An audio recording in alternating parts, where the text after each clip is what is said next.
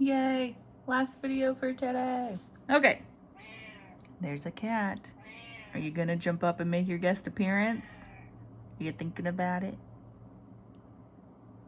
Oh, she just walked away. Okay, sorry, thought we'd have another guest speaker Ching. Last thing we're gonna talk about today, we're gonna talk about mutations.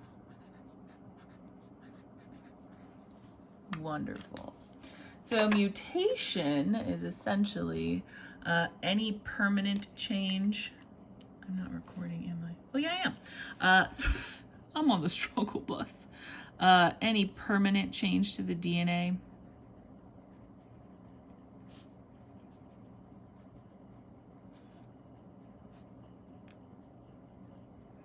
Okay, and we're gonna just go over all the different types. And all these changes can be caused by different things. So there are environmental factors.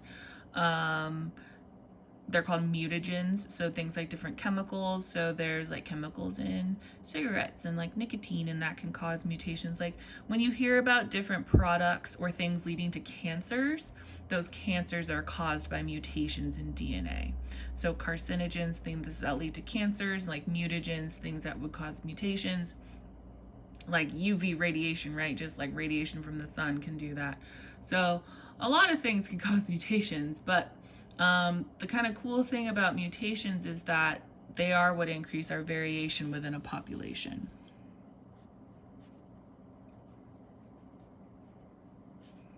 Now, with that increase in variation and genetic diversity, we now have a population that can evolve by natural selection.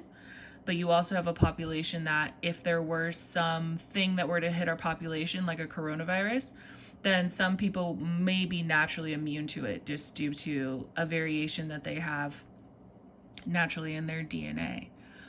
So there could always be some like natural immunity, or if like a different virus hits us, there'll be people who may be immune to that over other people. So it kind of ensures that part of our population does survive. So there's two main types of mutations. We're going to kind of divide the paper into two. The first type, they are called point mutations.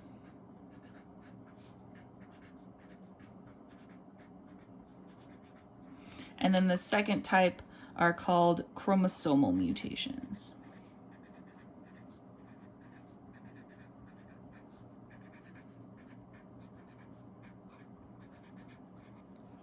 Cool. So let's talk about point mutations first.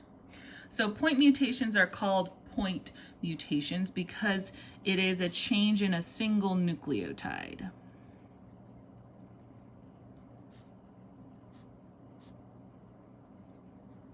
So the single part is the point part. Okay, so there are three main types. The first two fall under a special category called frameshift mutations.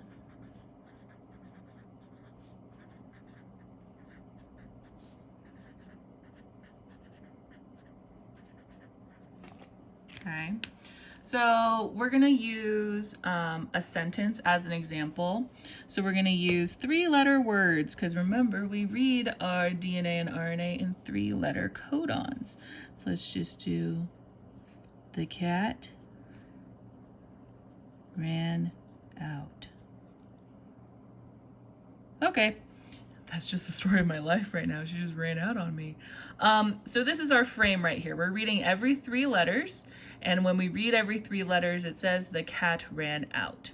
What a frame shift mutation does is it actually shifts your letters one to the left or one to the right, and it causes your frame shift to change. Example, there are 2 types of frame shift mutation. The first type is called a deletion. It's when you remove a single nucleotide. Remove one nucleotide. Okay, so if this is my original reading frame, if I were to remove the C here in cat, so we had a deletion, my words will not read the at ran out. my nucleotides will all shift one, so they'll all move one over to compensate for the thing that was deleted. So instead of having the cat ran out, we would have the atter, ano, oot. So I just took all the letters and I just shifted them one over, right? So we're missing our C here, cat. You can still see like the ran out, but our codons would be read differently. If these are my 4 original codons making my 4 original amino acids, I now have 3 that are different, and this one wouldn't even code for an amino acid. So I would create a different protein here, which could increase variation. So that's a deletion. The second type is called an insertion. And you probably guessed it, it's when you add 1 nucleotide. Generally, these mistakes get caught by our proofreading polymerases, but sometimes they don't, and they'll slip through. So if we were to insert, so just go back to our original strand, the cat ran out. If I were to insert a nucleotide here, let's just say it's like a B, then everything's going to shift to the right. So it would read, the cat ran bow. A little extra T. So now we have the cat ran, so these 3 amino acids would be the same, but now we have this new amino acid and then we have this non-coding nucleotide. So this would also increase variation in our organism.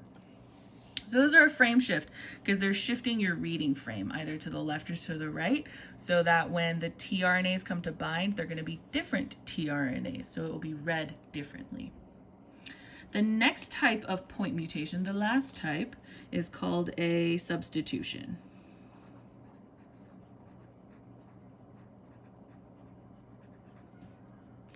So I think like on your worksheet, it's gonna ask for like, what are the 3 types of point mutations? They're deletion, insertion, and substitution. It's just that these 2 are also known as frame shift mutations. Like these are your 3 main ones right here. So a substitution is when you substitute a single nucleotide with another nucleotide. So we're going to replace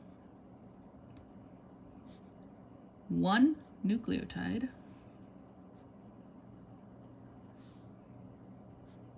with another. And for it to be a mutation, it has to be a different nucleotide. So if you just take an adenine and replace it with an adenine, that's not going to change any sequence. So it has to be a different nucleotide. There are 3 different types of substitutions. One is called a silent mutation. Then you have what's called a missense mutation. And then a nonsense mutation.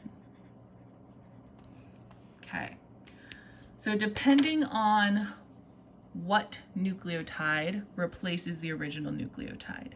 If you remember to when I talked about that codon wheel, there were like 6 different codons that coded for serine. So if I started with a codon that coded for serine and I had a substitution that led to it staying serine, we call that a silent mutation. I pulled up my codon table. So if I started with UCU and my mutation substituted this uracil with this cytosine, so I ended up with UCC, because my amino acid doesn't change, I would not detect that mutation in the protein because my protein would fold exactly the same. So a silent mutation is when the amino acid doesn't change.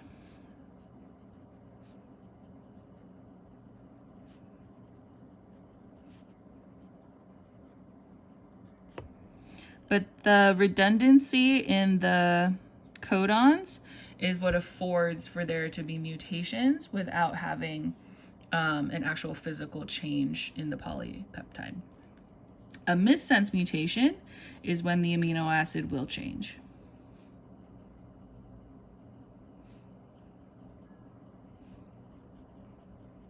So if I started with a serine and I mutated it and now it becomes a leucine, that would be a missense mutation because your polypeptide would fold differently and now you would have a different protein.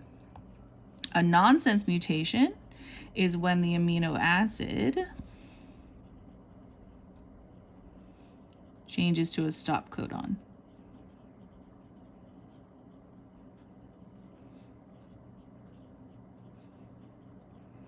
So if we have a mutation and it converts it to UAA, UAG, or UGA, and we have a premature stop codon in the middle of our protein, then that would be a nonsense mutation, because you would most likely end up with a non-functional protein, which is vastly different from the original.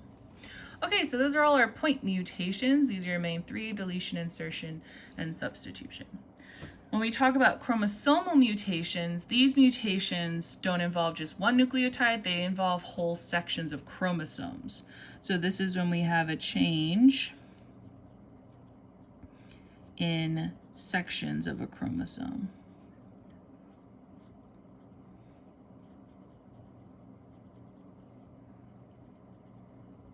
Right, so instead of affecting one protein in an entire organism, this could impact an entire group of proteins. So this would cause larger, vaster consequences than just a point mutation.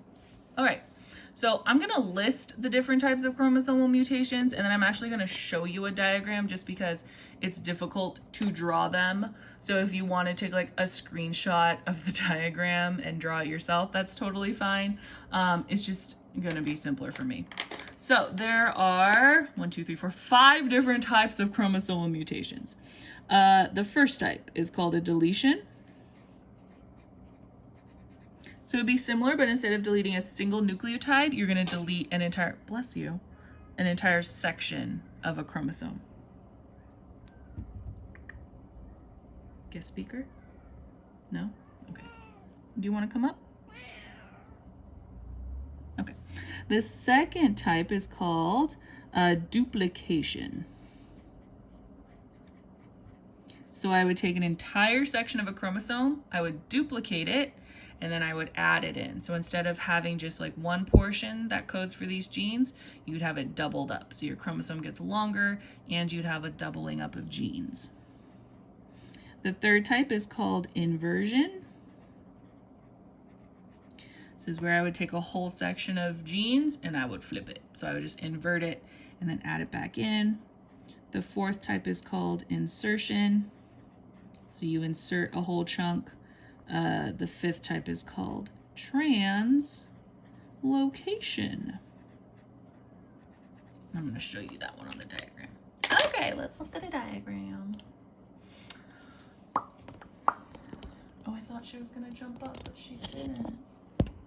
Sad. Okay, so these are our types. So here with deletion, so each of these, remember from our DNA terminology video, these are chromosomes. They have this particular banding pattern which shows our densities of different coiling. So in deletion, you would have a whole section of the chromosome deleted, your chromosome would be shortened. So this person would be missing a bunch of proteins that are probably necessary for something. It doesn't mean they're gonna die, but it just might mean that they lack a protein, and so they need to probably take a medication or have a supplement of that protein. In duplication, they're going to take a section of that chromosome and they duplicate it, so now your chromosome gets longer. Inversion, they're going to take this section, you can look at the banding pattern, and they're going to invert it. So it's going to kind of flip the sections of DNA on themselves. With insertion, it could, this is what it usually is where you'll actually take a piece of one chromosome and you will insert it into another chromosome. So now you're effectively changing 2 chromosomes, 2 different ones. And then in translocation, it's where each of the 2 chromosomes, instead of kind of one giving a chunk to another, they will actually switch chunks with each other. So now you have 2 chromosomes that have genes from each part. So you're not like missing any genes, but they're located in the wrong chromosome. There's these cool tables you can look up where it talks about like what mutations cause which disorders. That would have been a cool thing for me to have pulled up. Let me try to find it really fast. I'm gonna set you down. You're gonna look at that thing. What do I want to do?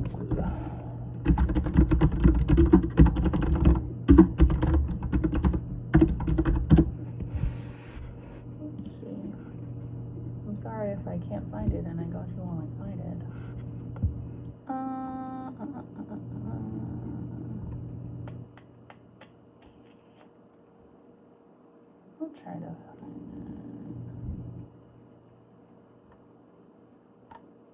Okay. I'll try to find it later, but essentially I've seen this diagram where they've shown how what different mutations on each chromosomes, like chromosomes 1 through 22 and then your sex chromosomes, what if you mutate each of those chromosomes, what syndromes they can lead to. So I'll try to find that. If I do, I'll let you guys know. Okay, that's pretty good for mutations. So go ahead and do that protein synthesis and mutation worksheet. If you have any questions, let me know. It seems really straightforward, to be honest, but I will be, I have office hours today, so just like come by and pop in if you need help or just to say hi. There's many of you that I'm just not seeing and it makes me really sad, and so it's kind of nice just to see your faces. Just to say hi, we can just talk. Okay, let me know if you have any questions. I miss you guys. Talk to you later. Oh, we're gonna have a ching. Guest appearance ching. Okay, bye guys.